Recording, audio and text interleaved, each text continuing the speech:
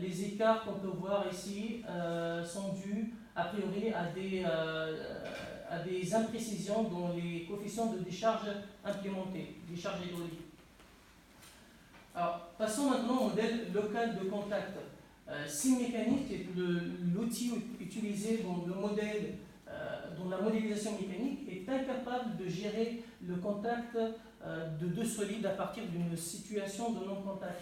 La solution que nous avons trouvée était une bibliothèque 2D publiée par MathWorks sur open source qui calcule le contact selon un modèle ressort-amortisseur de Kelvin-Voigt.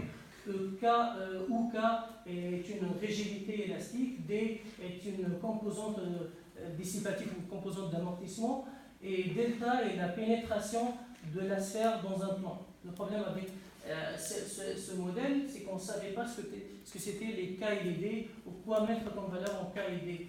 Alors, ce que nous avons proposé, c'était une amélioration de cette bibliothèque en remplaçant en fait le modèle de Kelvin-Voigt par un modèle de Lankaramin-Nekravesh qui, lui, par contre, se base sur la théorie de contact de Hertz et qui permet d'implémenter ou de prendre en compte les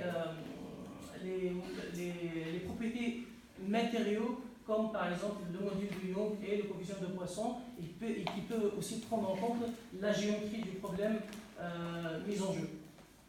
Passons au modèle local des UR.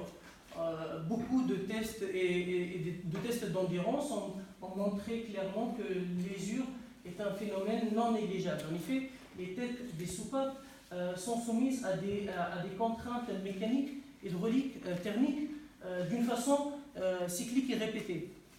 Alors, nous avons modélisé les usures selon la JIWM, c'est la General Implemented Wear Model, ou l'algorithme global incrémental d'usure, qui se base sur la théorie d'usure de Archer, où le volume de la matière enlevée se calcule en fonction de la distance de glissement, de la force normale et des propriétés matériaux. Alors, nous avons appliqué la JWM sur 3 directions, qui sont les 3 directions principales d'un profil de montée. 3 étant l'usure sur la montée, 2 étant l'usure sur les plongées et 1 étant l'usure sur le plateau. Ce que vous voyez ici, c'est une première simulation des 10 premiers cycles d'usure. Le modèle, voilà, il reste une évaluation expérimentale, on va dire, reste envisagée pour ce modèle. Alors, une fois simulé, le modèle hémiphysique propose plusieurs sorties. Celles qui nous intéressent sont le couple résistant, les levées des soupapes, les chutes de pression et le débit par branche et le débit total qui passe par l'afterval. Ce qu'on peut remarquer ici rapidement, c'est qu'on a 3 phases qui correspondent bien à 3 levées différentes. On remarque aussi qu'il y a des pics sur les couples qui s'expliquent par un effort hydraulique important à l'ouverture. En fait, à l'ouverture, c'est à l'ouverture que l'effort hydraulique prend sa valeur maximale, ce qui fait que sa contribution dans le couple résistant est aussi maximale. Alors, afin de mieux comprendre le modèle, afin de mieux comprendre les échanges de physique entre les sous-modèles du modèle physique, et afin aussi de repérer les grandeurs qui influent fortement la conception de l'acte-vague, nous avons proposé de faire des études de sensibilité. Alors, pour faire des études de sensibilité, il y a plusieurs approches et plusieurs méthodes. La plus simple et la plus commune pour étudier la sensibilité des entrées est de les faire varier une par une, one at a time, tout en regardant la sortie en arrière et tout en gardant les autres entrées à une valeur nominale dite de référence. Alors, ce que nous appelons ici une configuration de référence, c'est un ensemble de paramètres qui, une fois simulés, nous donnent un résultat de référence. C'est sur cette base de référence qu'on va changer à chaque fois un seul paramètre pour voir la sensibilité du couple, de la levée, des chutes de pression et du débit vis-à-vis la variation de ce paramètre. Alors, un premier exemple sur les études de sensibilité, c'est l'étude de sensibilité de la variation du coefficient de frottement de la tête de la soupape avec la cam, à plus ou moins delta F de sa valeur de référence. On peut voir ici qu'on a un effet visible que sur le couple résistant. Les autres sorties restent sur leur valeur de référence. Par contre, si on fait varier l'angle de montée du profil de la cabiniteur à plus ou moins delta alpha de sa valeur de référence, on a un effet visible sur toutes les sorties, sur la levée, sur les chiffres de pression et au niveau aussi du débit. Alors, troisième exemple, la variation du régime moteur à plus ou moins 1000 tours par minute par rapport à sa valeur de référence a un effet visible sur le couple résistant, les chutes de pression et au niveau aussi du débit. Par contre, la levée des soupapes n'est pas affectée par la variation de ce paramètre. Alors, afin de mieux comprendre le modèle multiphysique, pour avoir les études de sensibilité ont permis une meilleure compréhension des flux d'énergie et des flux physiques du modèle multiphysique. Et ils ont permis aussi de reconnaître et d'identifier les paramètres qui influent fortement le couple résistant. Alors, petite conclusion sur la première partie. Nous avons développé un modèle numérique multiphysique et capable de devenir la base d'un outil de prédimensionnement où tous les métiers développant l'acteval peuvent se rencontrer. Nous avons aussi apporté une amélioration de la bibliothèque 2D avec le remplacement d'un modèle simple par un modèle plus proche de la physique qui tient compte des propriétés matériaux et de la géométrie du contact mis en jeu. Nous avons aussi développé un outil de prédiction d'usure qui est adapté aux problématiques CAM suivantes en général, qui peut être réutilisable pour des autres applications avec des autres matériaux. Passons maintenant à la validation expérimentale du modèle. Les études de sensibilité ont permis de reconnaître les paramètres géométriques qui influent fortement le couple résistant. C'est ces paramètres qu'on souhaite après injecter dans une phase d'expérimentation. Une phase d'expérimentation dont le protocole expérimental stipule que les simulations numériques sont suffisamment fines, entre parenthèses précises, pour nous aider à choisir ou à chercher une configuration optimale. Et dont le résultat attendu stipule que si l'écart entre les simulations numériques et les résultats expérimentaux est inférieur à un certain critère de validation, le modèle peut donc être utilisé dans un processus d'optimisation. Alors, le modèle cinématique retenu pour le bon est un modèle parfait sans jeu. Nous avons ainsi éliminé cette liaison rotule responsable du jeu.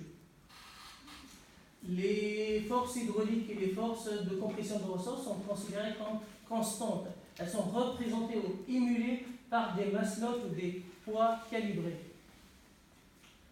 Le dimensionnement du bond a été effectué à travers ou à l'aide d'un logiciel de calcul en éléments finis, pendant lequel nous avons vérifié que les contraintes maximales et les déplacements maximaux ne dépassent pas un certain critère de dimensionnement pour un cas de chargement maximal, bien sûr avec la prise des coefficients des mesures de sécurité.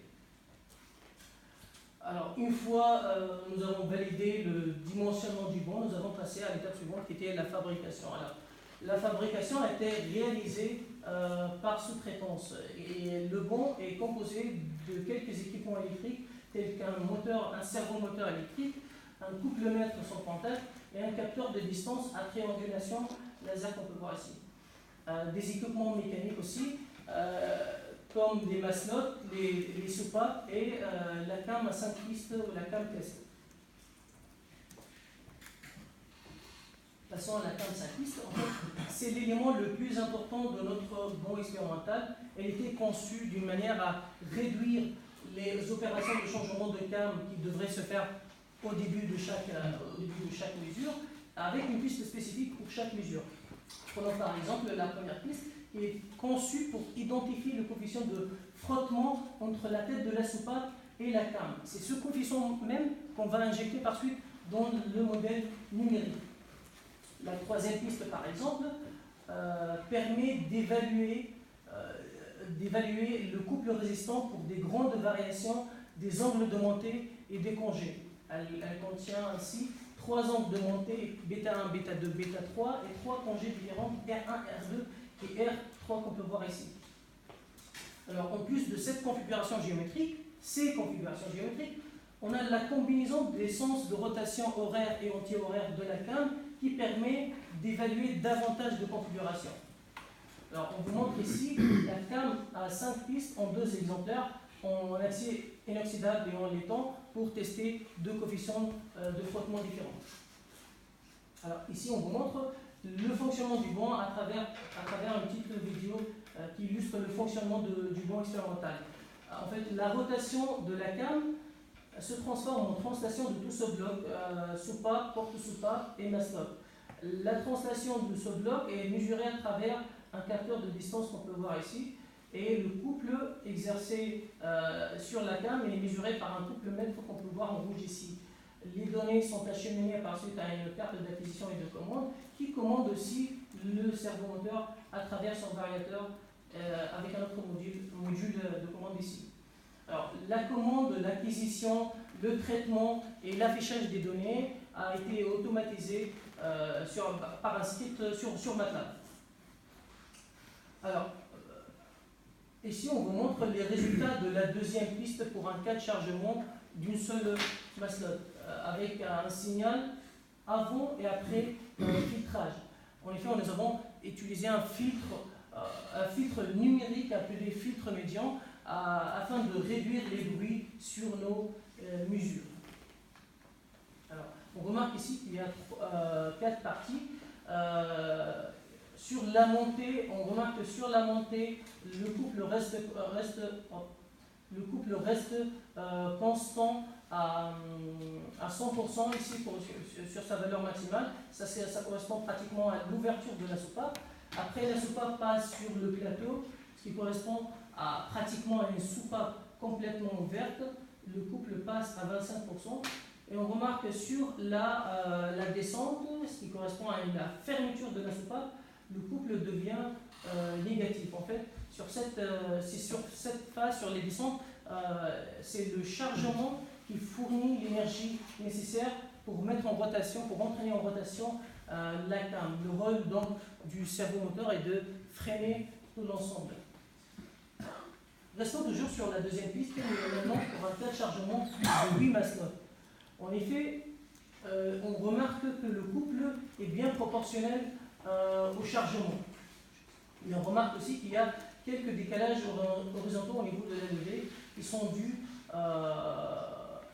aux accouplements élastiques. En effet, pour transmettre le mouvement de rotation à la cam, nous avons utilisé des accouplements élastiques, nomenclature 5 et 6 dans les annexes. Ces accouplements présentent une certaine flexibilité radiale qui est accouplée au jeu global dans le banc et qui est accouplée aussi à la torsion du couplemètre, ce qui fait qu'on a un léger retard au niveau de la levée ici. Nous avons aussi remarqué des fluctuations au niveau des montées et des descentes sur le couple.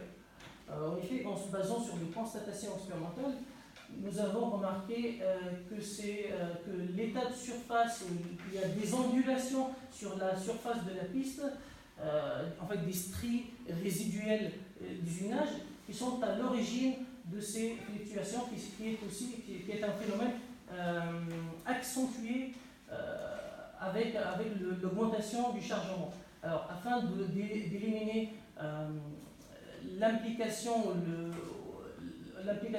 du chargement, nous nous sommes limités à un cas de chargement de 2 maslots. Alors, ici, on vous montre les résultats expérimentaux sur la troisième piste. En fait, nous avons choisi, la troisième piste a été sélectionnée pour faire la comparaison numérique expérimentale, parce qu'elle présente plusieurs paramètres nécessaires à cette comparaison. notamment trois angles de montée différents et trois plongées différents, R1, R2 et R3.